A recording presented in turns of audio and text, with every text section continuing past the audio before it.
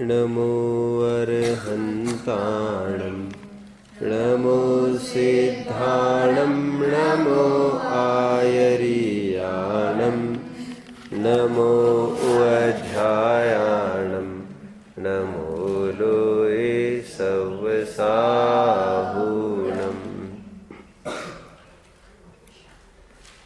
पूज्य का स्वरूप, पूजा की विधि, उसका फल, बीच में और भी कई सारे संबंधित विषयों को हम यहाँ से उठा रहे हैं।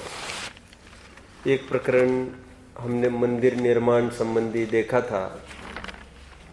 ये सभी पंडित आशाधर जी के प्रतिष्ठा पाठ के आधार से था। मंदिर निर्माण का देखा था ना हमने, कैसे कितनी शुद्धता पूर्वक होना चाहिए। साथ में उसमें एक दो बिंदु और समझ लेना कि पंच कल्याणक होकर प्रतिमा प्रतिष्ठित होने तक जो कारीगर है, जिन्होंने भगवान बनाए हैं, उसको आखिर तक हर गतिविधियों में साथ साथ रखना है, आगे आगे। क्योंकि इतना गुरुतर, इतना बड़ा काम भगवान बनाने का उस शिल्पी ने घड़ा है। ये असाधारण योगदान उसने अपना दिखाया है, मेहनत से, संयम से किया है। वह न होता तो कार्य संपन्न न होता। उसको हर जगह आगे करना है। यहाँ तक कि जितने भी कार्यक्रम के बाद कपड़े, शॉल्स वगैरह दी जाती है, जो प्रायः आजकल विधानाचार्य लेने लग गए हैं, वहाँ पर स्पष्ट उल्लेख किया है, सचमुच इसके अधिकारी वे शिल्पी ही है। इतनी महिमा उन शिल्पियों की है। उनका भाव उसमें लगा रहना चाहिए, तो फलेगा, हमारा सब कार्य सफल हो जाएगा। लेकिन साथ में और एक बात जानने लायक है कि प्रतिष्ठाएं इतनी हो रही है, इतने मंदिर बन रहे हैं और एक एक जन इतने इतने मंदिर स्थापित कर रहे हैं पुजारियों के भरोसे। ये महा अभिनय हो रही है।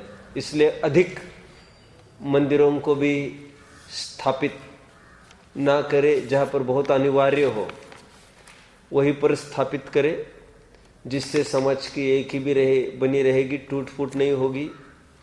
फिर यहाँ पर 10, 8-10, वहाँ पर 8-10, वहाँ पर 8-10 ऐसे टुकड़े हो जाएंगे। फिर लाले पड़ जाते हैं, प्रक्षाल कौन करेगा, सूतक है, पातक है, सब समस्या खड़ी होने लगती है। और बोलियाँ इतनी बुलवाई जाती है इतनी प्रतिमाओं को देखकर, फिर बाद में प्रक्षाल कौन करेगा। इसलिए बहुत अच्छी पद्धतियाँ आजकल चालू की है किन्हीं लोगों ने। प्रतिमा वही स्थापित कर पाएगा जो पैसा देगा, वो नहीं, जो रोज आकर प्रक्षाल करेगा, उसका जो जिम्मेदारी ले रहा हो। पैसा दे के फिर बैठेगा दिल्ली में और यहाँ पर स्थापित करेगा प्रतिमा, ऐसे कैसे काम चलेगा। कौन हम आदमी ढूंढे रोज।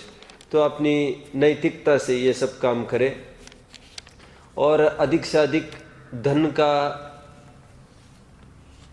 खर्च ऐसे कामों में ना करके, ईंट चुना पत्थरों में ना खर्च करके, जो चेतन भगवान आप सरीके बन रहे हैं, ऐसे गुरुकुल में जो योग्य जीव हो, गरीब जीव हो, उनका बराबर ध्यान रखे, गोद लेवे, और बहुत गरीब हो उनकी नौकरी की व्यवस्था करे, जीवन भर उसको देखे समझे। पैसा यहाँ पर लगाने लायक है। ठीक है। मुझे एक घटना याद आती है। ये गणेश प्रसाद जी वर्णी और सेठ साहू श्रेयांश प्रसाद जी, ये दोनों बहुत मान्य थे। उस जमाने की बात है ये। लोक में उनकी बहुत ख्याति थी दोनों की।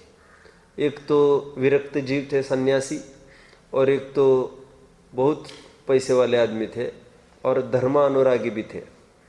तो दोनों ने एक बीड़ा उठा लिया था कि हम ज़्यादा से ज़्यादा आश्रम, गुरुकुल खोलेंगे, जहाँ पर विद्या शिक्षाएं दी जाएगी, महावीर की देशना पढ़ाई जाएगी। उनको ख्याल में आया एक जगह पंच कल्याणक होने जा रहा है। वे वहाँ पर गए और सभी टेंट लगे थे बहुत सारे। तो वे वहाँ पर गए, बोले अपन इनके कमिटी को, ट्रस्ट बॉडी को समझाए कि भाई तुम पंच कल्याणकों में मत उलझो, इसमें लाखों रुपए बर्बाद करोगे, फूक दोगे 5 दिन में लाखों करोड़ों रुपए फूक दोगे, हाथ में क्या आएगा? हाथ में क्या आएगा?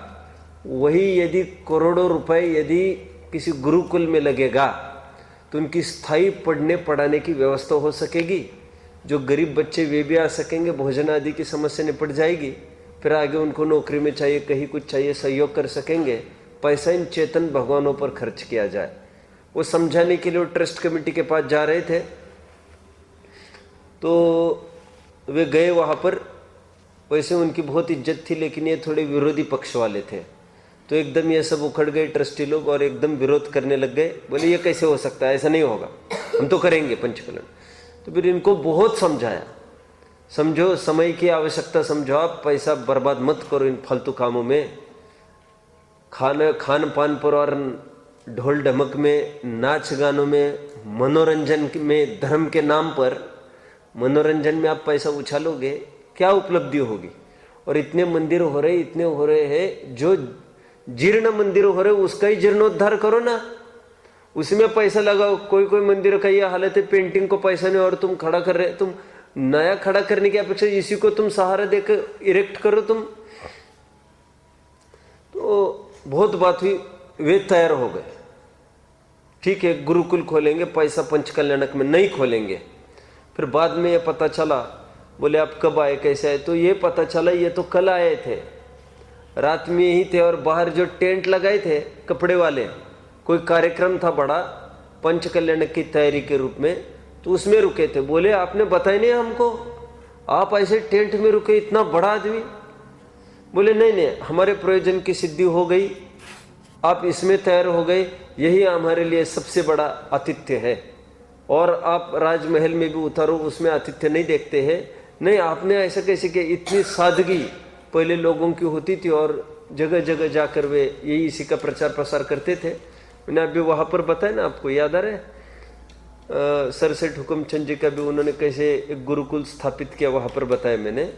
उन्होंने कैसी प्रशस्ति लिखी, उसमें पूरा मैंने उनको बताया। अभी इस प्रसंग में अभी नहीं बताऊंगा मैं उसको। उन्होंने तो ऐसी प्रशस्ति लिखी, बहुत पैसा लगाया उन्होंने। गुरुदेव के जब संपर्क में आए, बहुत रईस आदमी थे, और आप जानते होंगे 200-200, 300-300 चांदी के सेठ एट ए टाइम वे अंग्रेजों वगैरह को, बड़े बड़ों को देते थे। कोई शादी ब्याह बड़ा होता था तो चांदी के सेठ सैकड़ों उनके पास पड़े रहते थे, बड़े जग थालियाँ। इतने बड़े व्यक्ति थे, गुरुदेव के संपर्क में आए। उन्होंने सोचा कि गुरुकुल के लिए पैसा खर्च करना है, गुरुकुल चालू करना है। मुनीम को बोल दिया कि मैं ज़्यादा से ज़्यादा समय अभी धर्म कार्य में लगाऊंगा, तुम 1 तारीख को 1 लाख का यहाँ पर चेक भेज देना। तो उसने बोला सेठ जी को, देखो आपकी आज्ञा के तो बिना तो कुछ नहीं होगा, आप तो सर्व मालिक हो, लेकिन मैं आपको कहना चाहता हूँ, ये क्या फ़ायदा है इन बच्चों पर पैसा खर्च करने से? ये गरीब घर के आते, इनको खाने पीने के लाले, ये पेट अपना भरेंगे, इनको अच्छा लगेगा, क्या है इसमें, क्यों पैसा बर्बाद कर रहे हैं? सर सेठ हुकुमचंद ने कहा, जितना भी दिन मेरा गुरुकुल चलेगा, 10 साल, 20 साल, 50 साल, उस पीरियड में यदि एक जन भी यदि सम्यक्त की पात्रता अर्जित करे, मेरा पूरा लगाया हुआ पैसा सफल हो जाएगा। तुम तो लगाओ, इसमें पैसा लगाने लायक है। तो फिर मुनि वो भेजता रहा पैसा, और उन्होंने मरते समय जो प्रशस्ति लिखाई थी वो भी मैंने कल परसों बताई यहाँ पर बड़े भाइयों को।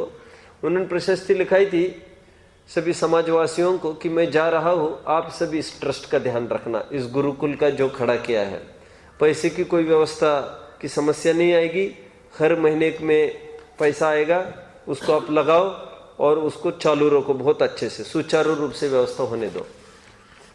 बाद में ये लिखा, यदि बाय चांस समस्या है पैसा आने में, तो बहुत सारी मेरी सैकड़ों एकड़ों में मेरी खेती पड़ी है, वो ट्रस्ट के नाम किए जा रहा हूँ मैं। अब ज्यादा संकट लगे उसको बेचना चालू करो, आप उसका पैसा लो। अभी तो बिल्कुल ही समस्या आने का काम नहीं, पैसे के कारण बंद नहीं पड़नी चाहिए संस्था, चालू रखो गुरुकुल, ये बच्चों को पढ़ने दो। तो फिर और ये लिखा यदि जमीन भी बिक कर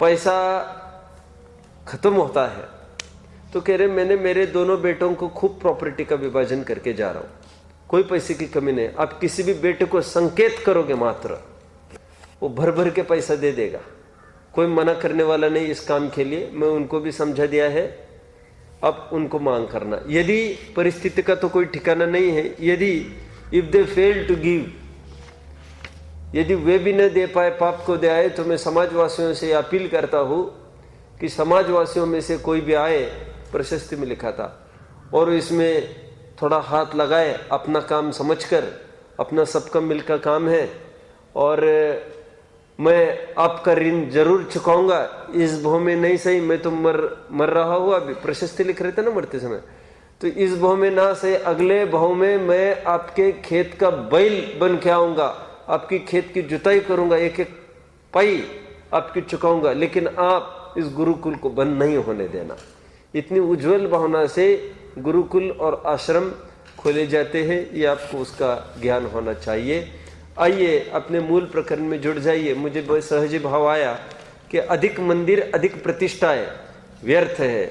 अभी 4-5 दिन में स्वयं रहस्य खुल जाएगा। आज कुछ प्रकरण हमको क्षेत्रपाल पद्मावती का पढ़ने का विकल्प उत्पन्न हुआ है, फिर उसके बाद कुछ प्रकरण हमको और देखने हैं। 173 पृष्ठ मोक्ष मार्ग प्रकाशक पर आपके पास नहीं होगा तो भी चलेगा, और होगा तो भी चलेगा। देखिए यहाँ पर 3 हेतुओं को लेकर टोडरमल जी ने चर्चा की है। वे ये कहते हैं कि क्षेत्रपाल पद्मावती आदि को क्यों पूजना। वे कहते 3 बिंदु खड़े के। एक ये कहते हैं यदि वे सम्यक्त्वी थे, इस अपेक्षा से उनको पूजना, ऐसा तुम्हारा कहना होगा, तो हमारा ये कहना है कि सम्यक्त्व की मुख्यता उनकी होती ही नहीं है। सम्यक्त्व की मुख्यता सर्वार सिद्धि के देवों के, लोकांतिक देवों के होती है। तो इस बिंदु से भी आप क्यों पूछते हो? कितने जन को ये प्रकरण समझ में आया? सम्यक्त्व की मुख्यता मतलब कितने जन समझ पा रहे इस बात को? क्या है मतलब इसका? क्योंकि भवंतरिक होते ना, भवन व्यंतर ज्योतिष, ये जन्मतः मिथ्या दृष्टि ही जन्मते हैं 100%। तो और बाद में कदाचित कर भी लेवे सम्यक तो, लेकिन मुख्यता नहीं है, बाय चांस कर लेवे तो कर लेवे। तो और जिन पर सम्यक्त्व की सील लगी है, कौन? लोकांतिक और सर्वार सिद्धि के देव, 100% सम्यक दृष्टि रहती है। तो यदि सम्यक्त्व अपेक्षा पूजना है तो उनको पूजो। सेकंड पॉइंट, यदि तुम भक्ति अपेक्षा पूजना चाहते हो कि ये भक्ति बहुत करते हैं, तो हम ये कह रहे सौधर्म इंद्र को क्यों नहीं पूछते? फिर सर्वाधिक भक्ति तो वही करता है, समूह शरण की रचनाएं, और सालों तक, अरे 1-1 कोटि पूर्व तक बराबर समूह शरण में हाजिरी लगा के सब व्यवस्था करता रहता है, यहाँ से वहां, वहां से वहां। उससे बढ़कर कौन भक्ति करता है? तो भक्ति अपेक्षा करते हो तो सौधर्म को पूजो। और फिर तीसरी बात इन्होंने रखी है, यदि राजा की जिस प्रकार राजा के प्रतिहार होते हैं, प्रतिहार समझ में आया? आपको याद आ रहा होगा, हमने एक देखा था दर्शनावरण कर्म के लिए उदाहरण देखा था, पड़ीहार, प्रतिहार, द्वारपाल समान दर्शनावरण कर्म के लिए। वॉचमैन, गेटमैन जिसके हाथ में है, राजा से मिलाए कि नहीं मिलाए, याद आ रहा है आपको? तो ये कहते हैं ये क्षेत्रपाल को लाइक वॉचमैन भी कहेंगे आप। जैसे वो गेटमैन है, उसकी परमिशन लेंगे, उसकी इच्छा होगी तो वो राजा को मिलाएगा, उसी प्रकार क्षेत्रपाल है, ऐसा तुम्हारा कहना है। सो बात तो एकदम ही झूठी है। क्यों? समूह शरण में ऐसा कुछ नहीं होता। वहां पर 3 गति के कोई भी जीव, एनी वन, वहां पर समूह शरण में जा सकते, खुला प्रवेश है। वहां पर द्वारपाल फौर कुछ नहीं होता है, सबको जाए। वहां पर दुंदुबी बजा बजा कर आमंत्रण दिया, वहां पर द्वारपाल काय के लिए चेक करेगा वहां पर? तो कहते ये तो कोई मुद्दा ही नहीं है। लोक में ऐसा होता होगा राजा की अपेक्षा, लेकिन यहाँ पर बात नहीं है। इसलिए इनको पूजना कुछ भी युक्ति संगत नहीं दिखता है। 173 पेज पर मोक्ष मार्ग प्रकाशक में आप लोग पढ़ लेना। मुझे पढ़ने का तो पूरा भाव था, पढ़ भी लेता, लेकिन आप लोग इसको पढ़ लेना। मुझे थोड़ा आगे भी बढ़ना है ना आज। 174 पेज पर आइए। इस प्रकार क्षेत्रपाल आदि को भी पूजन योग्य नहीं है। मिल रहा है सबको? और भी नीचे लिस्ट है, उसको पढ़ा जाए कि ये पूज्य नहीं है। बहुत सारी बातें लिखी है उसने, उन्होंने तिर्यंचों को पूछते, लोग पेड़ पौधों को पूछते, उनको भी पूजन योग्य नहीं है। अभी मोक्ष मार्ग प्रकाशक आप अभी नीचे भी आइए, थोड़ा सा आइए, थोड़ा मैं बताता हूं आपको। देखिए इस प्रकार नीचे और देखो तो इस प्रकार सर्व ही कुदेवों को पूजना मानना निषिद्ध है। मिल रहा है सबको? देखो तो मिथ्यात्व की महिमा। लोक में तो अपने को नीचे को नमन करने में अपने को निंद मानते और मोहित होकर रोड़ों तक को पूछते हैं। अभी इसका थोड़ा अर्थ खोलूंगा और फिर अपन दूसरी तरफ बढ़ेंगे। एक महत्वपूर्ण बिंदु इसमें ऐड करना है आपको। रोड़ों को पूछते हैं मतलब लोग पत्थरों तक को पूछते हैं। लोक में ऐसा कहते हैं हमसे कोई अज्ञानी हो और उनके कोई पैर छूने को कहे तो कैसा लगेगा? कैसा लगेगा? हमसे अज्ञानी के पैर कोई छूने को हमको कहे कैसा लगेगा? बर्दाश्त नहीं करोगे। वहां पर अपने से कम ज्ञानी कर पूजन करना बर्दाश्त नहीं, और यहां पर ठेठ साक्षात ज्ञान से विहीन पत्थरों के पूजन करते। देखो तो क्या लिखा? देखो मिथ्यात्व की महिमा, ग्रहित मिथ्यात्व की महिमा देखो लोगों की, रोड़ों को पूछते। इसी प्रसंग में मुझे और कुछ कहना है आपको। देखिए मैंने आपको पहले कहना चाहिए था, अभी खोल रहा हूं जरूर, इसको अलग से हेडिंग के रूप में डाल देंगे। मैंने आपको ये बात बताई थी, भगवान को पूजना ये भले ही पत्थर है लेकिन ये स्थापना निक्षेप है। तब खूब सारे आधार देकर बात को सिद्ध किया था, आपको याद होगा। तो स्थापना निक्षेप कहा था, तब मैंने एक बात नहीं समझाई थी, तदाकार स्थापना समझाया था। तदाकार समझाया था? हाँ? किसमें समझाया था? पूजन में ही समझाया था। प्रवेशिका में छोड़ो, फिर अभी यहां पर समझाना पड़ेगा अगेन। देखिए वैसे अच्छा आप लोग जानते हैं मतलब तदाकार और अतदाकार दो प्रकार की स्थापनाएं कही गई है। तदाकार मतलब जैसे भगवान है वैसे ही आकार की है, जिन प्रतिमा जिन सार की, ये तदाकार प्रतिमा है। प्रश्न है क्या अतदाकार प्रतिमा आर्ष सम्मत है या नहीं, उसको देखना है। तो वैसे तो है, बिल्कुल है। रावण ने चावल में भगवान की स्थापना करके एक जगह पूजन की थी, ऐसा उल्लेख मिलता है। जंगलों में कहीं ऐसे स्थान हो जहां पर जिन बिम न हो, वहां पर अतदाकार स्थापना करके किसी में भी आप कल्पना करो ये भगवान है और कर दो आप पूजन, चलेगा। लेकिन पंचम काल में अतदाकार स्थापना का निषेध किया गया है। कारण ये है क्योंकि अन्यमति भी अपने चाहे जिस आकार प्रकार के पत्थरों में भगवान की स्थापना करके वो पूछते रहते। आपने रास्ते के अगल में बगल में जाते समय खूब देखा होगा, पेड़ के नीचे कोई भी आकार प्रकार उसको थोड़ा सिंदूर पोत दिया, हो गए भगवान। तो इसमें आपत्ति यह आएगी कि हम भी अतदाकार स्थापना करने चालू करेंगे तो हम ये नहीं पहचान पाएंगे कि ये अपने हैं कि उनके हैं।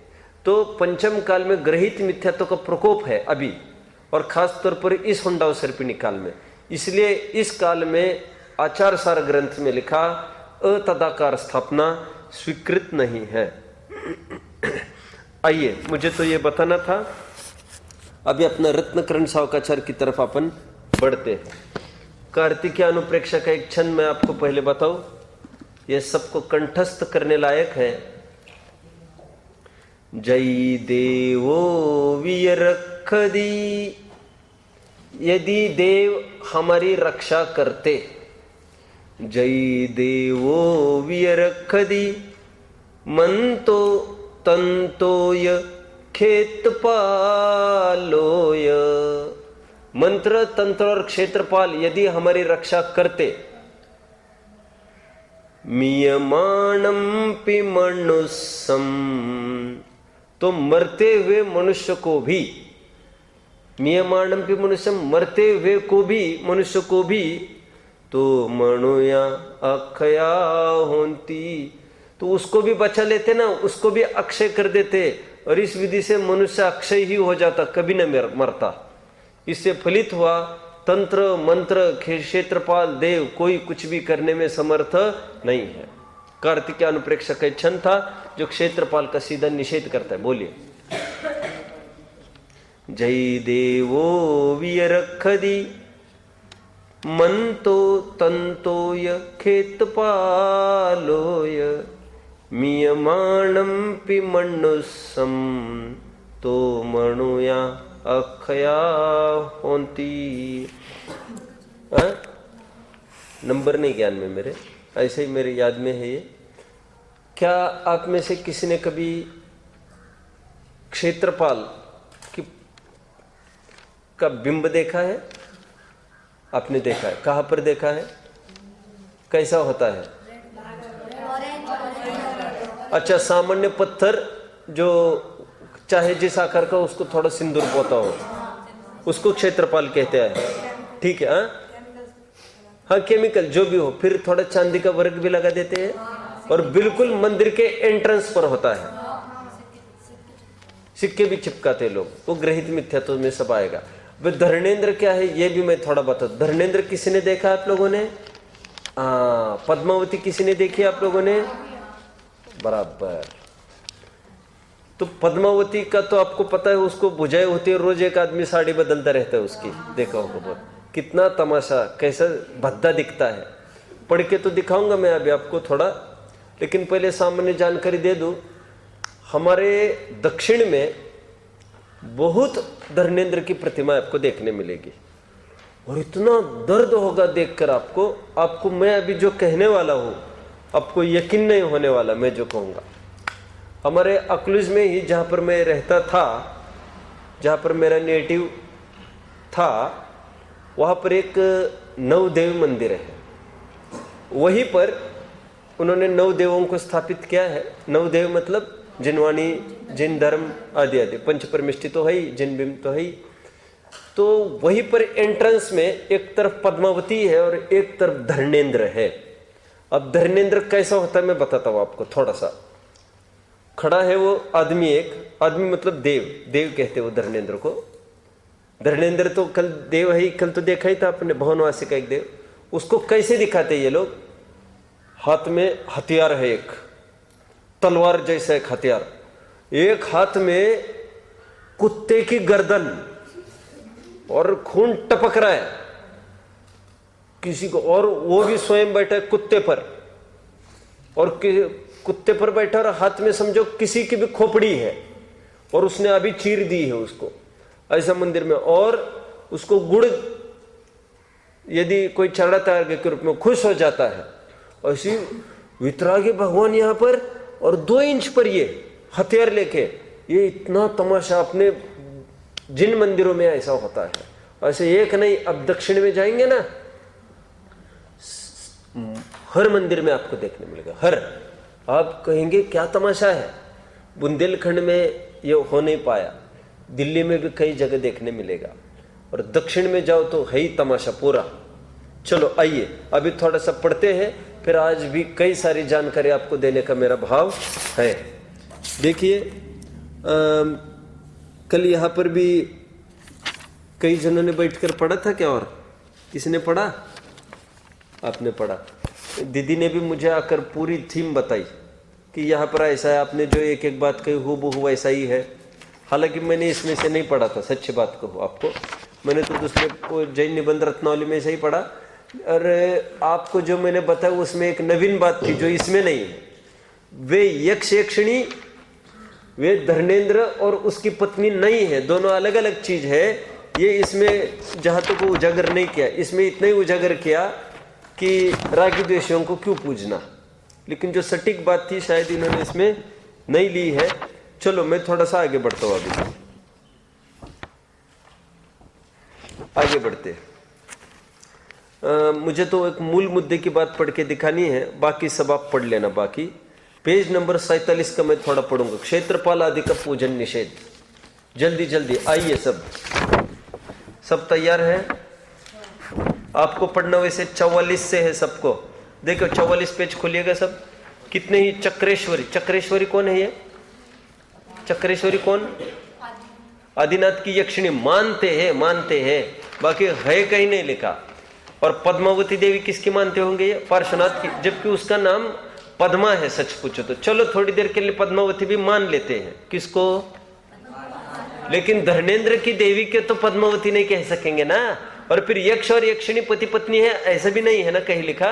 तो तुमने कैसे बोल दिया ये? अभी आइए लेकिन अपने अपने प्रकरण में। क्षेत्रपाल आदि पूजन निषेध 47 पेज का थोड़ा पढ़ना है, फिर मुझे आगे बढ़ाना है प्रकरण।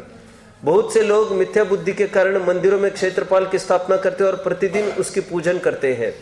वे लोग पहले तो क्षेत्रपाल की पूजा करते और क्षेत्रपाल की पूजा करने के बाद में जिनेंद्र देव का पूजन करते हैं। देखो तमाशा, पहले किसका? क्षेत्रपाल का। क्यों? कि साहब ये एंट्री बोर्ड परमिशन यही तो देगा। वे ऐसा कहते हैं कि जैसे पहले द्वारपाल का सम्मान करना, उसके पश्चात राजा का सम्मान करना चाहिए। द्वारपाल बिना राजा से भेंट कौन कराएगा, वैसे ही क्षेत्रपाल बिना भगवान से भेंट मिलाप कौन कराएगा। हूबहू टोडरमल जी के लाइन पर है ये। उन मूर्खों को यह विवेक ही नहीं है कि भगवान तो मोक्ष में है। यह मिथ्या दृष्टि अज्ञानी क्षेत्रपाल, जो भगवान परमात्मा के स्वरूप को जानता ही नहीं है, उनसे कैसे मिलवा देगा और कैसे विघ्नों का नाश करेगा? वो तो स्वयं के ही विघ्नों का नाश करने में समर्थ नहीं है। आदि आदि आप पढ़ लेना। अभी देखिए नीचे, इस प्रकार विवेक रहित, ये पढ़ो, कोई इसको पढ़ो, सही है समय खड़े रहकर, इस प्रकार पढ़ो विवेक रहित। हाँ, लोग क्षेत्रपाल का अत्यंत विपरीत रूप मानकर वितरा के मंदिर में पहले स्थान पर ही स्थापना करते हैं, जिसके हाथ में मनुष्य का कटा हुआ सिर। अभी क्षेत्रपाल का बोल रहे, हालांकि मैंने धर्मेंद्र का बोला आपको, तो इसलिए कोई उसको उसी को क्षेत्रपाल कहता है, कोई धर्मेंद्र, आप जो समझो। लेकिन यही उचित है कहना, जो पत्थर होता है वक्र आकार का चाहे जिस, वो क्षेत्रपाल। और ये जो बोल रहे हैं ये धर्मेंद्र बोलेंगे। बोले पढ़ो। कुत्ते पर बैठा हुआ है, तेल गुड़ खाने से क्षेत्रपाल प्रसन्न होता है।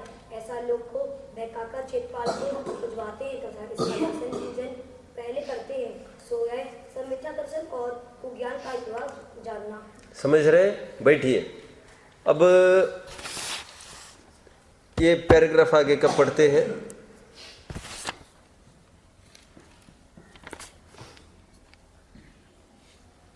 देखिए पैराग्राफ का थोड़ा थीम चेंज हो जाएगा। अभी नया प्रकरण आएगा, थोड़ा हटके है। ये अपूज्यता की चर्चा नहीं है, समझ रहे? थोड़ा अलग प्रकरण है, हटके। यहाँ पर यह बताया जा रहा है, देखो लोगों की विपरीतता, अज्ञान की बलिहारी। कहते हैं जैसे उदाहरण के रूप में पुराने जमाने में जो प्रतिमाएं बनती थी, तो कहते थे कि वो थोड़ी इतनी कलाकृति मजबूती का उतना ज्ञान नहीं होता होगा, मान के चलो।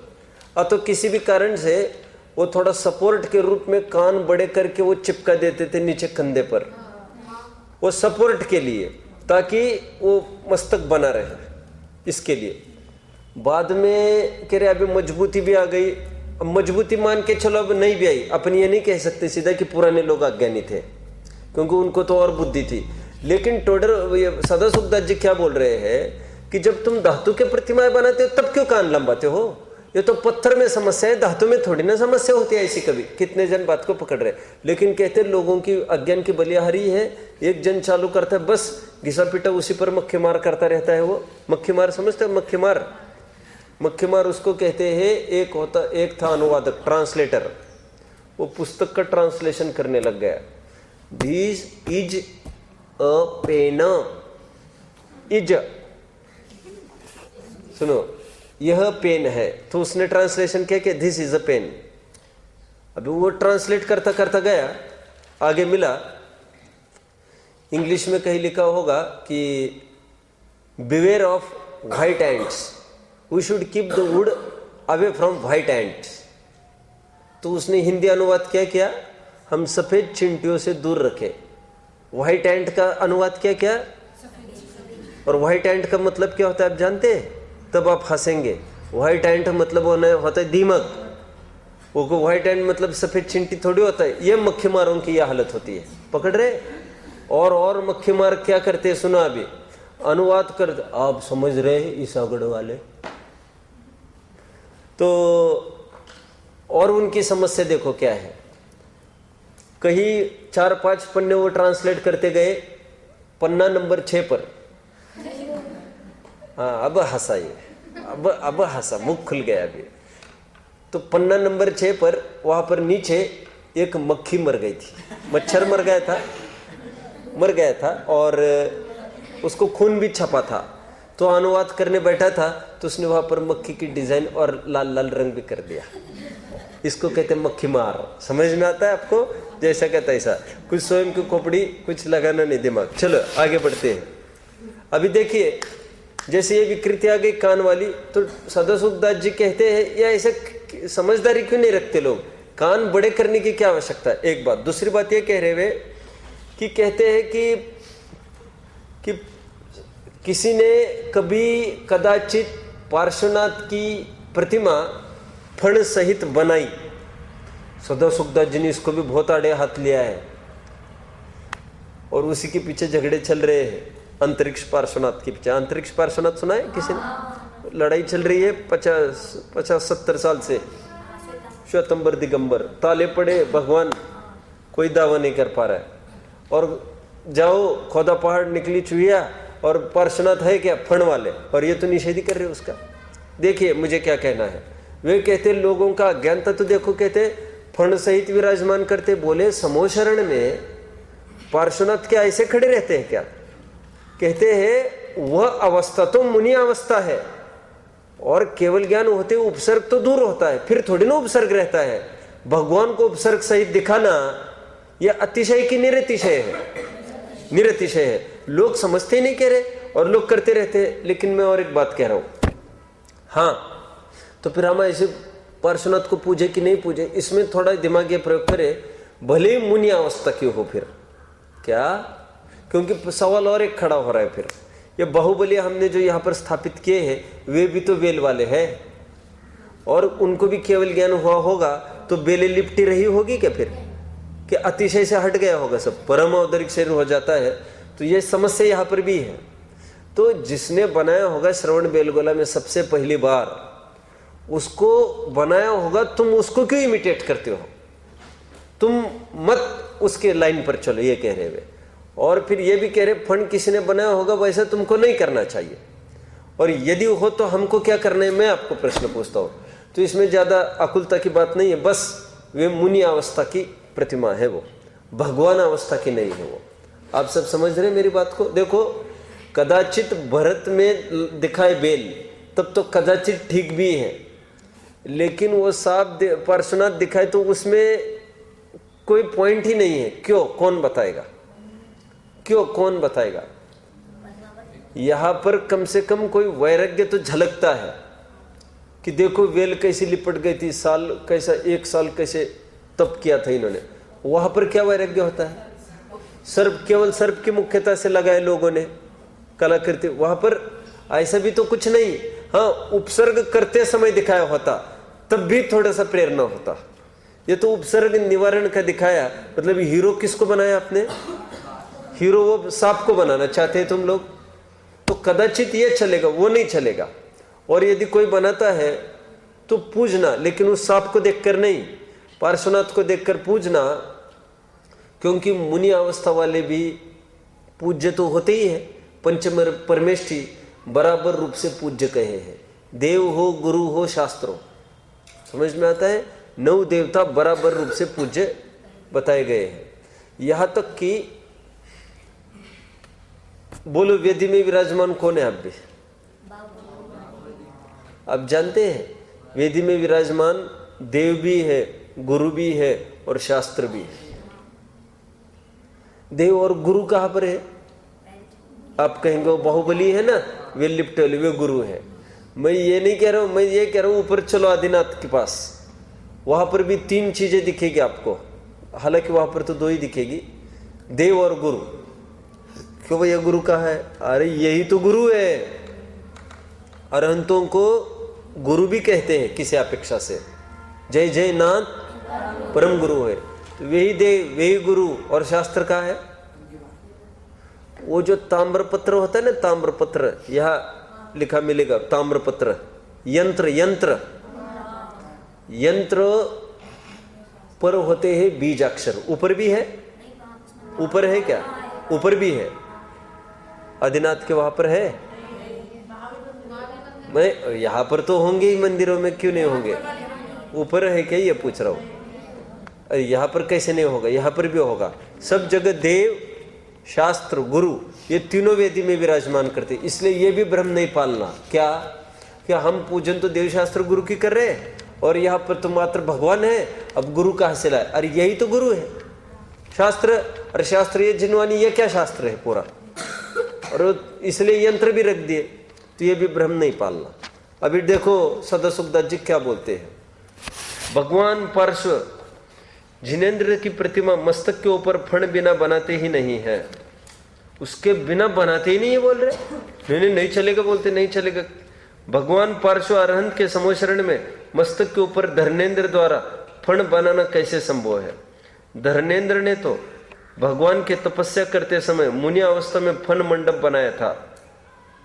उसके पश्चात अरहंत अवस्था में फण बनाने का कोई प्रयोजन नहीं। जब भगवान पार्श्व जिनेंद्र अरहंत बन गए और इंद्र की आज्ञा से कुबेर ने समोशरण की रचना की थी, तब वह भगवान पार्श्व फण सहित विराजमान नहीं थे। वह 4 निकाय के देव, मनुष्य और 3 धर्म, श्रवण, वंदना आदि ये सब पढ़ लेना आप लोग।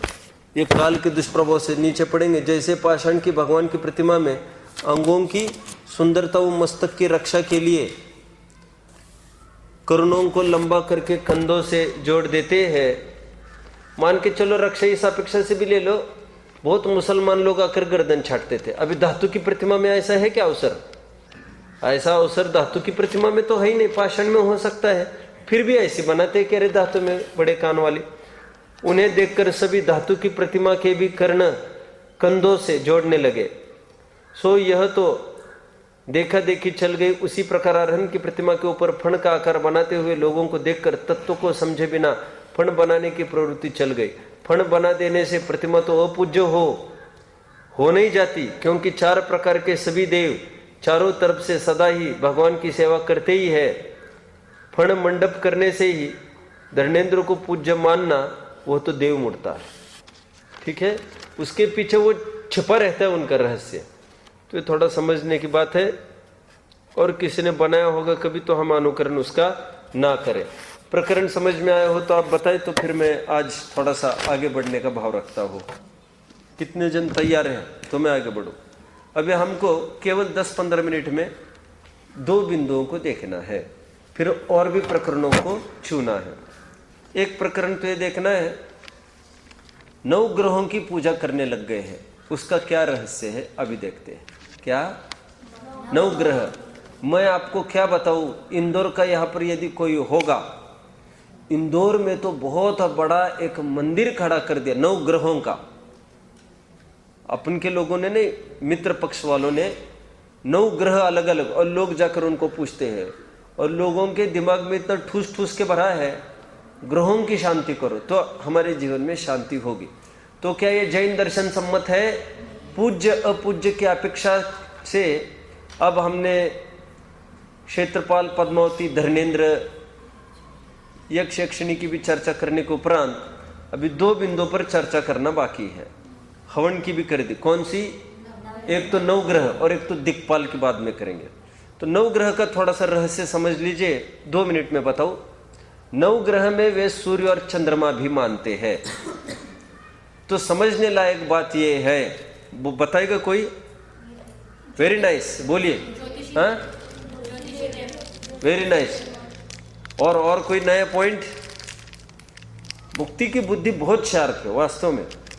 कोई और पॉइंट बता सकेगा? हाँ, नहीं, वो तो मूल मुद्दा है, वे तो मूल तो सम्यक दृष्टि होते ही नहीं है। मूल मुद्दा यह है, सूर्य चंद्रमा, आपने जो ज्योतिष कहा यह गलत उत्तर दिया आपने। क्यों? ग्रह भी तो ज्योतिषी है। मैं कहने ये वाला हूं कि 5 प्रकार के ज्योतिषी देव कहे। तत्वर सूत्र कोई उठाएगा, फटाफट समझ लेंगे अपन। तत्वर सूत्र में जल्दी। तत्वर सूत्र अध्याय 4। ज्योतिष सूर्य चंद्रमा असौ, ग्रह नक्षत्र तारका प्रकीर्ण आकाश, ऐसा कोई सूत्र है वो। आप बोलो, मुझे तो सूत्र ज्ञान में नहीं है। आप बोलो 4 अध्याय में। नहीं, इसके सब पेज रटे वाले हैं। हाँ, इसमें सब याद करते रहते रात में कौन से पेज पर क्या। चलो हाँ, स्टार्ट क्यों दिखा रहा है। चलो 4 अध्याय में अपन देखिए। अब सूत्र क्रमांक खोलेंगे 12वां। ज्योतिष का सूर्य चंद्रमसौ ग्रह नक्षत्र प्रकीर्ण तारकाश्च। ये सूत्र मैंने क्यों दिखाया आपको? Any one. आप में से कोई उत्तर नहीं दे पा रहा है, इट्स वेरी पिटी। मैं ये बता रहा हूं, सूर्य चंद्रमा अलग है, ग्रह अलग लिखा है। ज्योतिषी 5 प्रकार के होते ना। कल जैसी ही संकट है ये। यक्ष अलग है और नागेंद्र अलग था कल, और नागेंद्र को यक्ष बोल रहे थे। आज भी यही संकट है। सूर्य और चंद्रमा अलग जाति के हैं, और बल्कि सूर्य को प्रतीन्द्र और चंद्रमा को इंद्र बोला है। वे ग्रह कहां से होने लग गए? ग्रह तो चीज ही अलग है। एक समस्या तो ये हुई कि सूर्य चंद्रमा ग्रह है ही नहीं, वे तो प्रतीन्द्र और इंद्र है।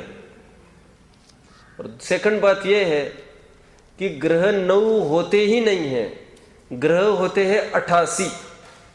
लिख लीजिए, एक सूर्य का परिवार, एक सूर्य, एक चंद्रमा, 28 नक्षत्र, 88 ग्रह और कई तारे। तारों की संख्या शायद बहुत बड़ी है कुछ। क्या संख्या था क्या मालूम, वो तो देखना पड़ेगा। हाँ? एक सूर्य परिवार है इसका, सौर्य मंडल इसका। एक सूर्य प्रपोर्शन बता रहे, एक सूर्य होगा, वहां पर एक चंद्रमा होगा, वहां पर 28 नक्षत्र होंगे, वहां पर 88 नक्षत्र होंगे। 28 नक्षत्र, 88 ग्रह। चलना आगे। और जहां पर सूर्य बढ़ेंगे ना, 2 सूर्य होंगे, वहां पर नक्षत्र कितने होते हैं बताइए? ऐसा इस अनुसार चलता है सब काम। ठीक है, जितने सूर्य होंगे उतने से मल्टीप्लाई करो। एक परिवार का मैंने बताया। हमने क्या सिद्ध किया इसमें से? हम क्या सिद्ध करना चाहते हैं कि 9 ग्रहों को पूजने लायक नहीं, 9 ग्रह ये है ही नहीं। तो ये आया कहां से, मैं थोड़ा बताऊं। ये 9 ग्रहों का पूरा विधान आशाधर जी के माध्यम से आया है। आशाधर जी ने कहां से लिखा, ये भी थोड़ा मैं बताऊं आपको। ये पूरा वैदिक साहित्य में देखने को मिलता है। ठीक है,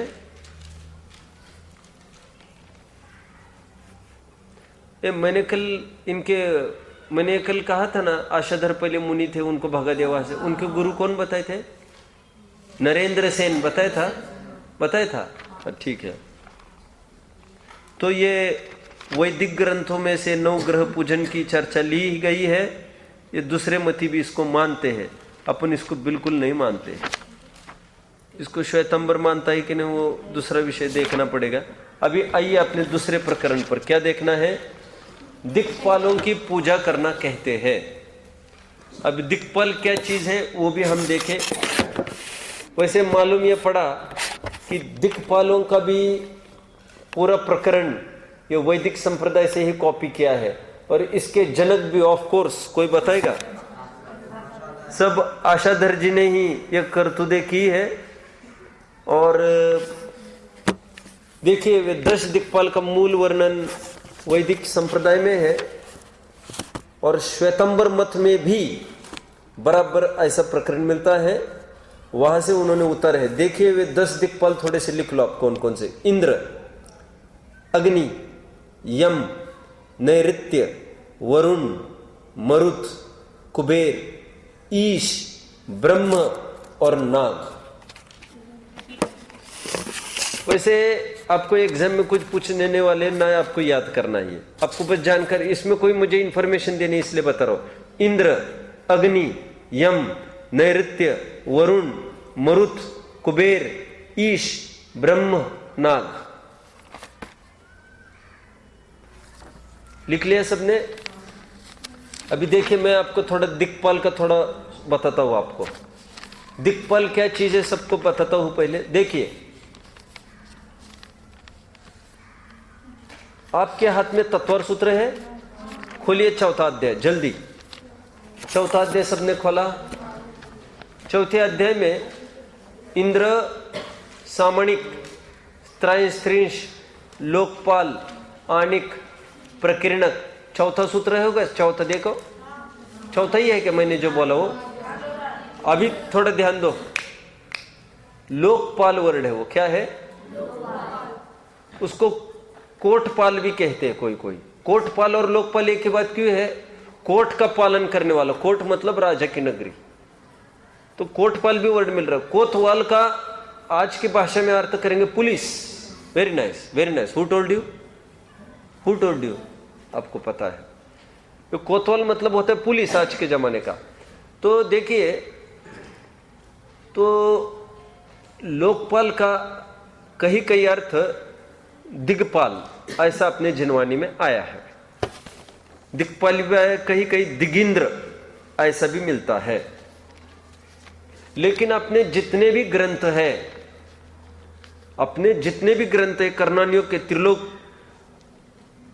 तिलोय पंडिती, त्रिलोकसार आदि जितने भी ग्रंथ हैं अपने कर्णानियों के भी, उसमें सर्वत्र 4 लोकपाल की ही चर्चा है। और वे 4 लोकपाल कौन कौन से, इसको भी थोड़ा गिन लीजिए आप। पूर्व की तरफ से चारों दिशाओं में क्रम से लगा लेना।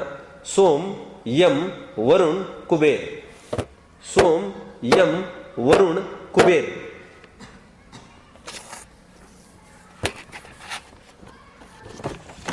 ये इनका काम क्या होता है? इंद्र की प्रजा की रक्षा करते हैं। ये नाम से निश्चित होते हैं लोकपाल। कानू आपको पकड़ में आ रहा है? बहुत अच्छा। अभी देखिए, मूल प्रकरण जो मुझे बताना है आपको, अपने किसी भी ग्रंथ में इतने ही 4 लोकपाल मिलते हैं। अभी उसको दिक्पाल कहो, उन्होंने 10 लिखे। अभी जैनेतरों के 10 गिनाए ना, बस आशाधर ने क्या किया है देख लीजिए। आशाधर ने ब्रह्म और नाग की जगह वो 2 शब्द हटा दिए। क्यों हटाए होंगे उसने वहां के? क्योंकि इसमें बिल्कुल स्पष्ट ही कॉपीड दिखेगा। सो उन्होंने थोड़ी बुद्धि का प्रयोग करके उसने नाग को हटाया, और वहां पर उसने सोचा नाग नीचे होता है, शेष नाग पर पृथ्वी टिकी है, ऐसा जैनेतर कहते हैं। तो नीचे कौन होता है? तो उसने नाग की जगह धर्मेंद्र ले लिया। तो धर्मेंद्र इसमें डाल दिया इन्होंने, नाग को हटाकर 10 दिक्पालों में। वैसे असुर कुमार जाति के देव तो और भी नीचे होते हैं, लेकिन वो जुगाड़ नहीं बन रही थी। जुगाड़ नहीं बन रही थी मतलब नाग को सब्स्टिट्यूट धर्मेंद्र ठीक पड़ा तो धर्मेंद्र कर दिया। और ब्रह्म तो जैन मानता नहीं है, और ऊर्ध्वलोक में है। अच्छा, सिद्ध तो कह नहीं सकता था क्योंकि सांसारिक दिक्पालों की चर्चा है, तो किसको कहता? तो उसने ऊर्ध्वलोक में ये ब्रह्म को हटाकर उन्होंने नया नाम दिया। क्या नाम दिया है इसका? 1 मिनट, अभी मिल जाएगा मुझे।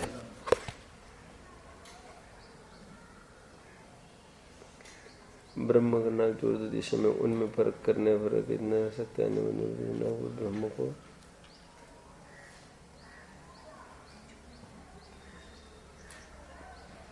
ब्रह्म ऊर्ध्व लोक में सिद्ध परमेष्टि ना। हाँ, ऊर्ध्व में उन्होंने क्या किया? चंद्रमा ऊपर रहता है तो चंद्रमा को सोम कहते हैं, रवि सोम। तो चंद्रमा को सोम कहते, तो उसने वो सोम नाम दे दिया उसको, ब्रह्म को हटाकर। ये उन्होंने करके 10 दिक्पाल रखे हैं। बाकी इनका कोई रोल ख्याल में नहीं आता जिसके पीछे इनको पूजा जाए। और वैसे रागी द्वेषी तो है ही, समझ में आता है। अभी ये तो खैर वैमानिक जाति के भी हो सकते, वैसे कुछ नहीं कह सकते, या नीचे की जाति के भी हो सकते, ये तो कहीं भी हो सकते हैं। लेकिन ये बात जरूर है, 10 दिक्पाल का कंसेप्ट अपने यहाँ मान्य नहीं है। और होंगे वैमानिक भी, लेकिन है तो रागी द्वेषी ना। स्वधर्म को नहीं पूछते हैं, सर्वार सिद्धि वाले को नहीं पूछते, ये कौन होता है? तो ये प्रकरण भी अपना हो गया। किसी को कोई प्रश्न होगा तो जरूर पूछ सकते हैं। कोई प्रश्न है? और दिक्पाल क्यों कहते हैं? वो मानते 10 दिशाओं में, लेकिन अपने यहाँ ऐसा जिनागम में कहीं कोई उल्लेख नहीं है। फिर आशाधर जी को सपोर्ट करने वाले कोई लोग और एक आधार देते आज, मंगलाष्टक का। मंगलाष्टक स्तोत्र है ना, मंगलाष्टक, उसमें भी दिक्पाल का वर्णन है क्या? देखो रे जरा खोल के, मंगलाष्टक में दिख रहा है क्या कहीं? उन्होंने उसका आधार दिया है दिक्पाल का, सब उसमें तो लिखा है, कहते हैं है आधार मिल रहे के देखो मुझे मंगलाष्टक में, तो फिर और मजबूती का थोड़ा अपन वो मामला बन जाएगा। लाओ मेरे पास मंगलाष्टक है, दिक्पाल का ही शब्द आ रहा है, 10 दिक्पाल ऐसा। अरहंतो भगवंतो शासन जिन शासन उन्नति करा।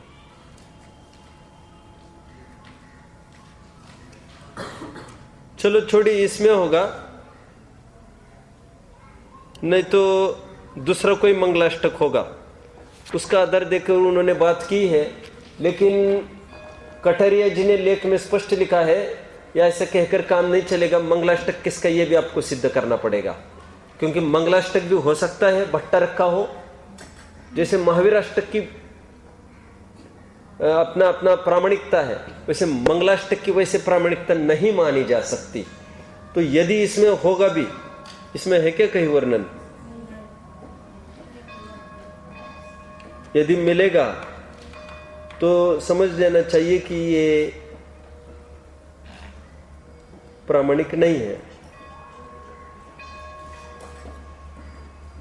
नहीं होगा तो फिर वो मंगलाष्टक दूसरा होगा फिर 100%। इसमें देखना पड़ेगा, मैं फिर से अभी देखूंगा जाते ही, या एक काम करना, आप लोग मेरे साथ एक हाथ जना आना, मैं तुरंत आपको इसका उत्तर दे दूंगा। मेरे पास मंगलाष्टक है, उसका पूरा अर्थ है, देखकर समझ लेंगे। और ठीक है, चलिए आइए, अब मुझे और एक प्रकरण पर चर्चा करनी है। अब मुझे आपको ये जिसके पीछे इतना बता रहा हूं पूरा, थोड़ा सा 13 पंथ और 20 पंथ, आपको 13 पंथ क्या है फटाफट उसके नियम लिख लेने हैं। अभी मैं एक बताता जाऊंगा और थोड़ा थोड़ा अर्थ भी करता जाऊंगा। सभी जन तैयार है? थक गए होंगे तो बस कर सकते हैं। अरे वेरी नाइस, वेरी नाइस। 20 पंथ के, एक मिनट, 20 पंथ कौन कौन से 13 नियम नहीं मानता है उसको लिखो आप, या सीधे 13 पंथी कौन कौन से 13 नियम मानते वो लिखो। हाँ तो वो लिखो। पहला एक आपको ये लिखना है, 10 दिक्पालों को अर्घ नहीं चढ़ाना, एक पहला नियम। अभी कितने जन को समझ में आया मैंने दिक्पाल क्यों समझाया? नहीं तो आपको 13 नियम ही पता नहीं चलेंगे फिर 13। एक, 10 दिक्पालों को अर्घ नहीं चढ़ाना। सेकंड, भट्टारकों को चरण वंदन नहीं करना।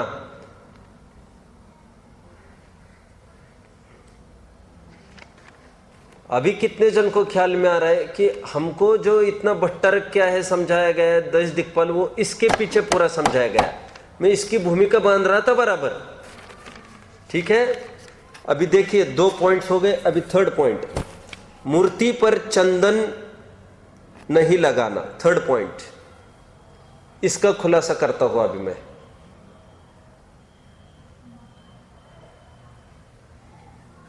मूर्ति पर चंदन नहीं लगाना, इसका खुलासा करता हूं, फिर देखेंगे। देखिए, जिन प्रतिमा जिन सारखी, जिनेंद्र भगवान समानी प्रतिमा होनी चाहिए। चंदन का टीका वहां लगाने से भगवान के ऊपर वह प्रतिमा लेप वाली हो जाती है, परिग्रह वाली हो जाती है। आप जानते होंगे जिनेंद्र भगवान की प्रतिमाएं जोड़ जोड़ के नहीं बनती, तोड़ तोड़ के बनाई जाती है। और भगवान भी तोड़ तोड़ के ही बनाए जाते हैं। क्या बोला मैंने, सिद्ध भगवान भी टूट टूट के ही बनते हैं, द्रव्य कर्म बहुकर्म नो कर्म। और प्रतिमाएं भी बनती है, गणपति आदि जैनेतरों की प्रतिमाएं कैसे बनती है, जोड़ जोड़ के मोल्ड में, अभी थोड़ा ये लेप दो, थोड़ा वो करो वो करो। और भगवान की प्रतिमाएं जिनेंद्र भगवान की तोड़ तोड़ के बनाई जाती है। और समझ लो उसमें, अब मैं तो आगे लूंगा, थोड़ा भी कुछ चिपकाया गया, कोई पॉलिश करे उसको चमकाने के लिए, अरे पॉलिश छोड़ो, यदि उंगली कट हो गई थोड़ी भगवान की तो वो तो पूज्य है। लेकिन एक बात समझो, यदि उसको जोड़ा गया फिर से, बस वो पूज्य हो। कुछ भी जोड़ा हुआ नहीं चाहिए उसमें, परिग्रह का काम नहीं। आप समझते हैं, भगवान का हूबहू प्रतिमाएं, एक हाथ टूट गया फिर से जोड़ दिया, वो पूज्य हो जाएगी क्या? बिल्कुल नहीं। क्या कहना चाहता हूं मैं, आपने लेप किया चंदन का, यह परिग्रही हो गई। पूज्यपाद स्वामी ने सर्वार सिद्धि ग्रंथ में चंदन को संस्कार के अंतर्गत डाल दिया। शरीर को संस्कार करने बराबर है चंदन। और ब्रह्मचर्य का नाश होता है, ब्रह्मचर्य की भावना में स्व शरीर संस्कार त्यागा लिखा। चंदन लगाना है शरीर को श्रृंगारित, उबटन चंदन कब लगाते मालूम? शरीर को संस्कारित करने में, सजाने में। तो चंदन बिल्कुल नहीं चलेगा, ठीक है।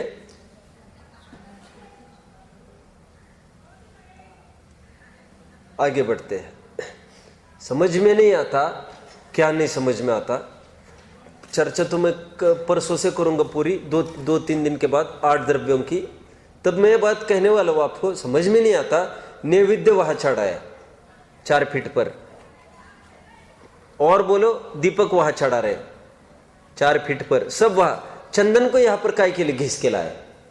दीपक इनके ऊपर क्यों नहीं चढ़ाए? फिर वस्तु इनके ऊपर थोड़ी ना चढ़ी जाती है, चावल इनके ऊपर क्यों नहीं डाले? फिर तो चंदन यहां लगाने का क्या उचित?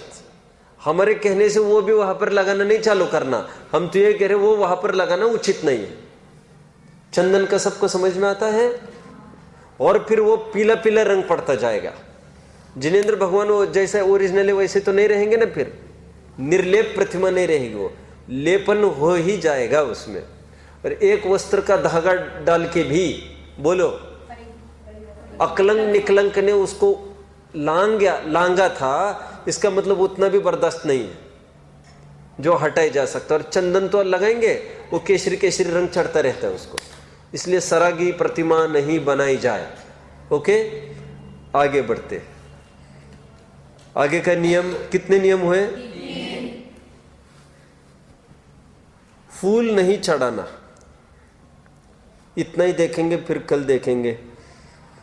फूलों को नहीं चढ़ाना। इसी का थोड़ा स्पष्टीकरण करते हैं, बाकी नियम फिर कल देखे जाएंगे। फूल क्यों चढ़ाते हैं लोग, और उचित है कि अनुचित है, थोड़ी इसकी चर्चा हमको करनी है अभी। और ग्रंथाधार कोई मिल रहा है क्या? आप इतने खुश हो जाएंगे, जीवन में कभी भी आपको कोई पकड़ेगा और बोलेगा ऐ, तो आपके पास फटाफट आधार होना चाहिए प्रॉपर उसका। पहले जिनागम का आधार दिखा दो, फिर तर्कयुक्ति से बात करते हैं। एक ही भाव स्तोत्र आप बाद में देख लेना और उसमें आधार से पढ़ लेना। आहारेभ्य स्पृहयति परम य स्वाभावादरद्य। इसमें है क्यों? बृहद जिनवानी संग्रह में तो है पक्के में, ये पता है मुझे, बृहद जिनवानी संग्रह में तो है।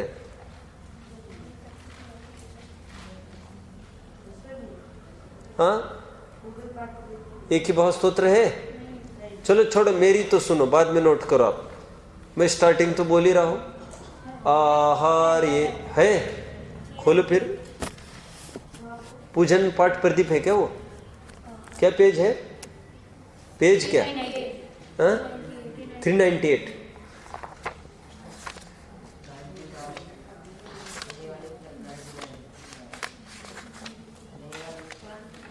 नहीं, इसमें तो नहीं है। हाँ, होना तो चाहिए, लेकिन कल्याण मंदिर स्तोत्र तो है इसमें, एक ही भाव भी होगा ही होगा फिर तो। हाँ? कौन सा एक ही भाव स्तोत्र है? तो क्या पेज है? 398 है। तो इसमें इंडेक्स खोलो, तुम इंडेक्स में मिल जाएगा। अभी देखिए, अरे ये तो भाषा का है क्या?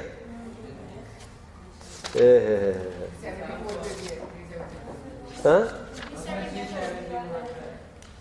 नहीं, तो इसमें तो हिंदी है, कोई काम का नहीं है। सुनो, 19वां छंद दीदी के सामने रख कर आओ। 19वां छंद। अभी सब बैठिए चुपचाप और सब शेयर करके देखिए। मैं अभी बता रहा हूं आपको। पहले तो आधार देता हूं, फिर तर्कयुक्ति से सिद्ध करूंगा। आहार्येभ्य, मुझे अर्थ बताते जाओ एक एक जन।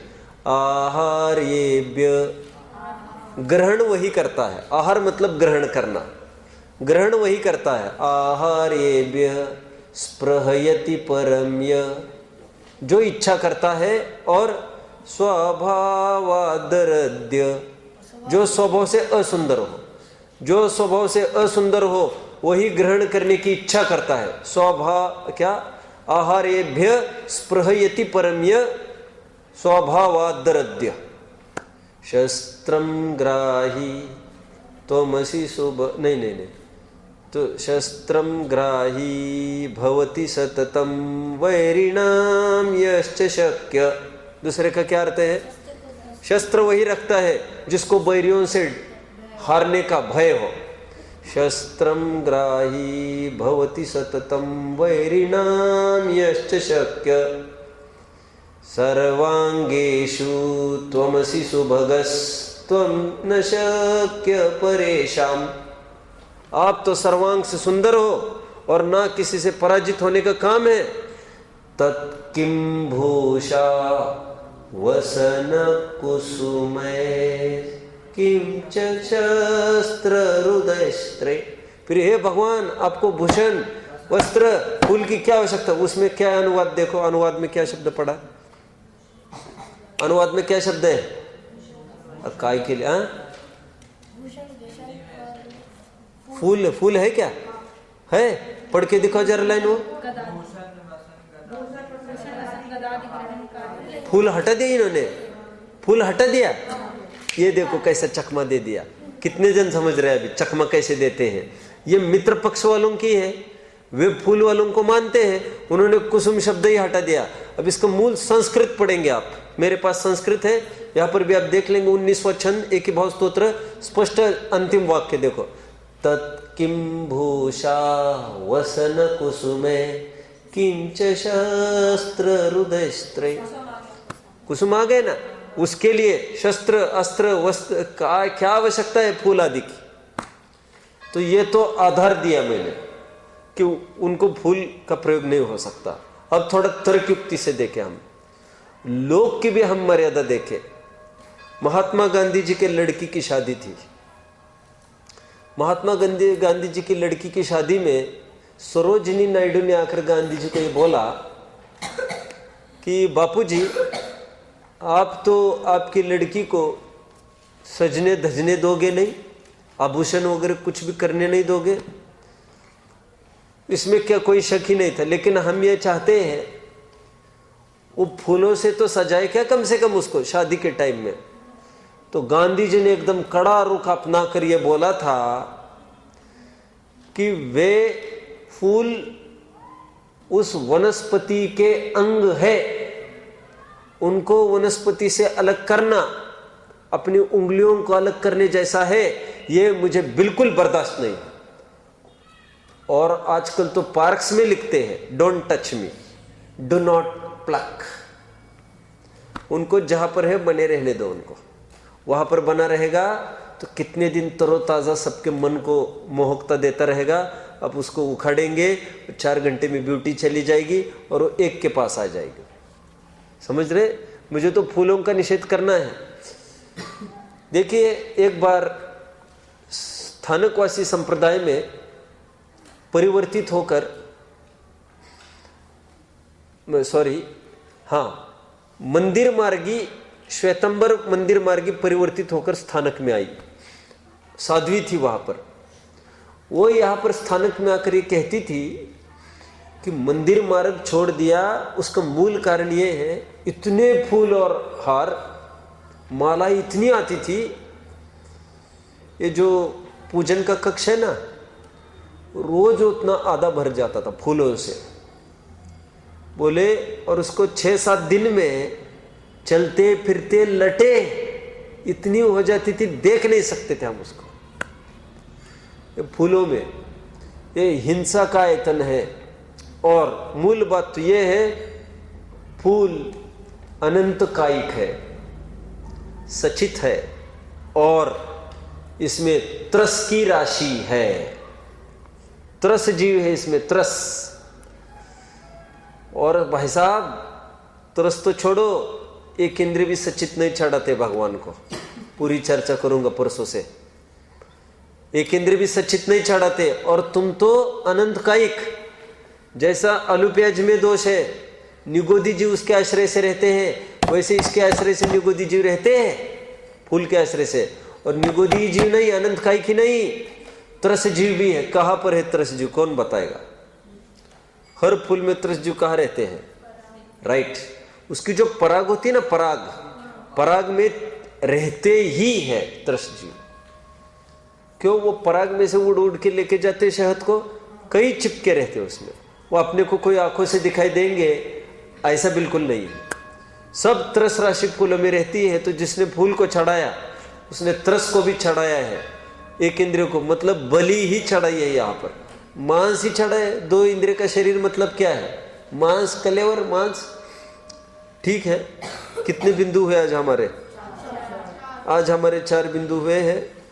शेष चर्चा हम कल करेंगे। अभी हमको क्या देखना, मैं थोड़ा आपको हिंट दूं। मैं 13 पंक्ति 20 पंक्ति का स्वरूप आगामी पीरियड में लूँगा। फिर इसके बाद मेरा ये भाव बन रहा है कि 8 द्रव्यों की चर्चा मैं प्रारंभ कर सकूँगा। ठीक है, देखते हैं। ओम नमः।